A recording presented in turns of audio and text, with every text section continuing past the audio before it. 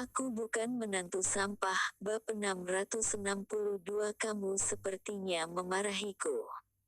Sekarang kedua pot benih roh telah pecah, dan buahnya menjadi tumpul. Rocky mengerutkan kening, mencoba menanamkan dua benih roh dengan sentuhan aura, nyaris tidak mempertahankan vitalitas mereka. Sepertinya dia harus menghubungi paviliun apoteker. Mungkin paviliun apoteker memiliki cara untuk menyimpan kedua benih roh ini dan mengenali apa itu. Kedua pot benih roh telah terkulai, dan tidak ada kilau lagi. Rocky sedang mempertimbangkan untuk menghubungi paviliun apoteker, jadi menerima telepon dari Aung Miko. Kak Rocky, dengar dari papaku, Anda setuju untuk aku datang ke Gopo. Suara Aung Miko di telepon mengungkapkan kegembiraannya yang tak terkendali. Aku akan datang ke Gopo untuk mencarimu dalam beberapa hari, pasti akan bekerja keras. Rocky menjawab dan bertanya, apakah semua di kota White River ditangani? Itu telah ditangani, kakakku. Setelah Anda pergi membawa para penjaga baru datang, awalnya mengikuti ide kakakku, berencana untuk memusnahkan semua keluarga Bale. Tapi aku sudah bertanya pada orang-orang dari keluarga Bale, beberapa dari mereka adalah jaminan dari keluarga Bale dan tidak bisa berpartisipasi dalam urusan inti sama sekali. Jadi aku memeriksanya, semua anggota keluarga Bale yang berpartisipasi dalam Bandit Gunung dihukum sebagaimana mestinya. Anggota keluarga Bale yang lain membiarkan mereka hidup dan membiarkan mereka kembali ke keluarga Aung San dan bekerja di tambang. Rocky mengangguk. Dua bersaudara dari keluarga Aung San, Aung Chris hanya menuruti kata-katanya dirinya, sebenarnya kejam pada orang lain, sedangkan Aung Miko terlihat sombong, tapi dia tidak sekejam kakaknya. Tapi itu tidak masalah, bagaimanapun Aung Chris bahkan kejam juga tidak berani kejam kepada dirinya. Dia bertanya lagi, bagaimana situasi keluarga Sie? Keluarga Sie sekarang bangkrut. Mempertimbangkan Fanny Liu adalah kerabatmu, jadi kamu tidak membunuh keluarga Sie, mengusir mereka keluar dari wilayah itu dan membuang mereka ke bagian selatan. Rocky bertanya, apa yang akan kamu lakukan dengan Fasri di distrik selatan? Aung Miko mendengus jijik, dan berkata, anjing gila itu membunuh papa mertuanya dan menghancurkan posisi atasan kakak iparnya. Setelah ditangkap oleh kakakku, berlutut dan memohon belas kasihan, dan kembali memberikan aset yang sangat besar, mencoba menyelamatkan hidupnya, dan bahkan ingin memberikan istrinya kepada kakakku untuk bersenang-senang. Posisi seperti ini, tentu saja kakakku tidak ingin menggunakan. Untuk sementara akan dikurung di penjara bawah tanah dan akan diisi di tangki semen selama beberapa hari untuk tenggelam ke laut. Dia berikan istrinya Cindy. Aung Miko terkejut sejenak. Kak Rocky, kamu akan membebaskan Fasri, itu istrinya. Sekarang adik laki-laki Cindy telah sembuh dari luka-lukanya, dan telah menjadi pemimpin dari klan Five Sun. Jika menyerahkan anak ini kembali, bukankah akan mengembalik orang jahat ke sangkarnya? Petik 2. Rocky berkata, tenang, Cindy tidak akan mengampuni dia. Ketika saat itu berada di kota White River, Cindy berlutut padanya, dia sudah melihat kebencian di hatinya. Berikan Fasri kepada wanita ini, menunggunya akan lebih menyakitkan dari kematian. Kebencian seorang wanita, jika mendapat kesempatan, kebencian ini bisa menghancurkan dunia.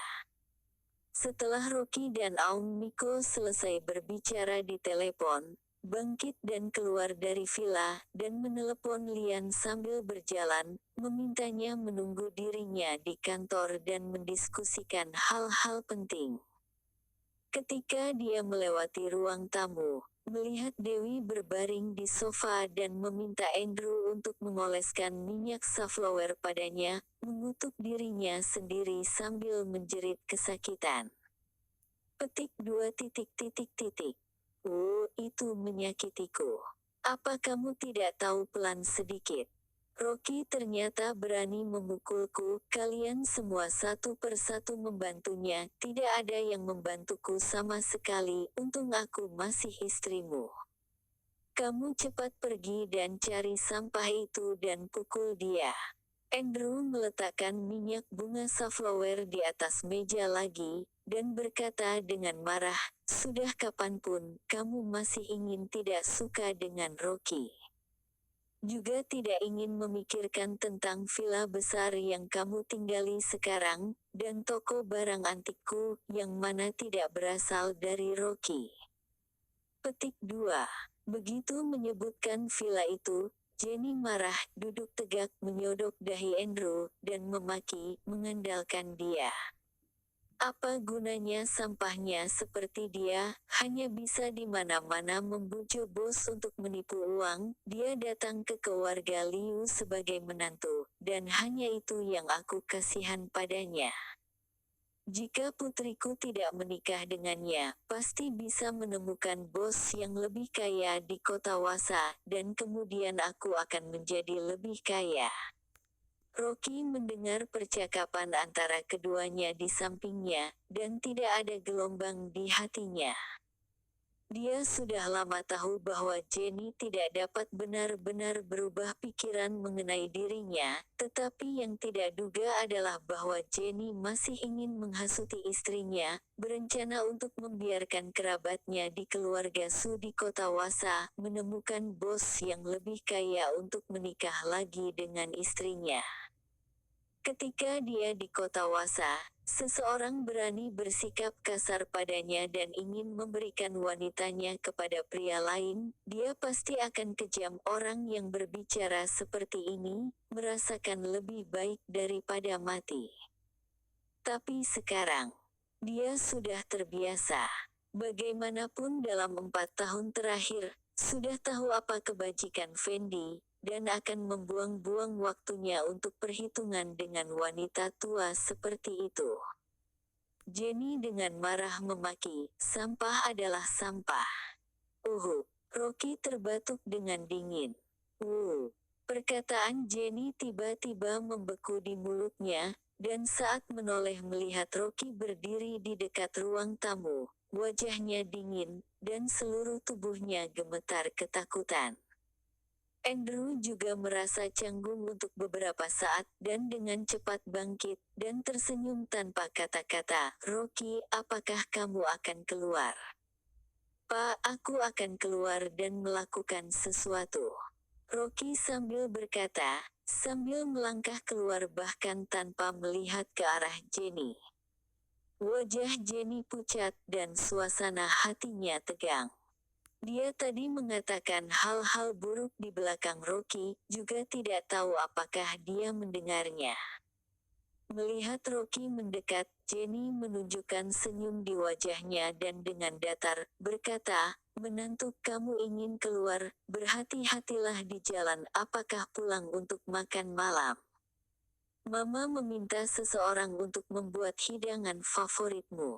Itu kurang dari 1 menit sebelum dan sesudah, tetapi ekspresi Jenny seperti dua orang berbeda.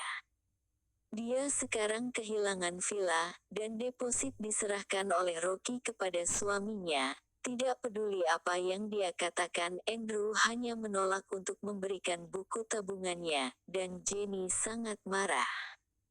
Tapi dia sekarang tidak punya apa-apa, dan takut Rocky akan mengusir dirinya untuk tinggal di rumah tua, dan harus menyanjung Rocky di luar keinginannya. Mulut Jenny penuh dengan keramahan, tetapi wajah Rocky datar, dan mengangguk ke ayah mertua, dan melangkah keluar ruangan. Melihat Rocky keluar dari pintu, senyum menyanjung di wajah Jenny tiba-tiba menghilang, berteriak padanya dengan temperamen yang sangat buruk. Aku sangat marah. Sampah ini sekarang memiliki harga diri, aku memberinya senyuman seperti itu, dan dia mengabaikannya. Aku masih mamanya, dan dia terhadap aku sebagai mamanya, mengapa tidak ada sedikit rasa menghormati?